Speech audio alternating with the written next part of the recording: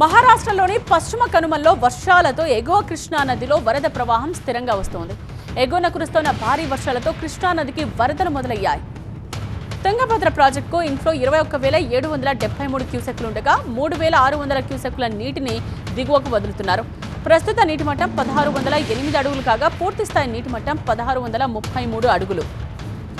జూరాలకు నీరు చేరడం ప్రారంభమైంది. ప్రాజెక్టుకు 32,800 క్యూసెక్కుల ఇన్ఫ్లో వస్తుండగా అవుట్ఫ్లో 30,722 క్యూసెక్కులుగా ఉంది. ప్రాజెక్ట్ పూర్తిస్థాయి నీటి సామర్థ్యం 318.516 మీటర్లు కాగా ప్రస్తుతం 318.19 మీటర్ల నీటి మట్టం ఉంది.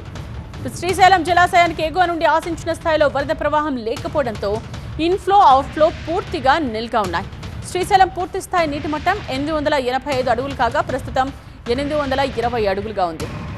నాగార్జున సాగర్కు 2,173 క్యూసెక్ల ఇన్ఫ్లో వస్తూ ఉండగా 4,189 క్యూసెక్ల నీటిని దిగువకు వదులుతూ ఉన్నారు. పూర్తిస్థాయి నీటి మట్టం 590 అడుగులు కాగా ప్రస్తుతం 513 అడుగులుగా ఉంది.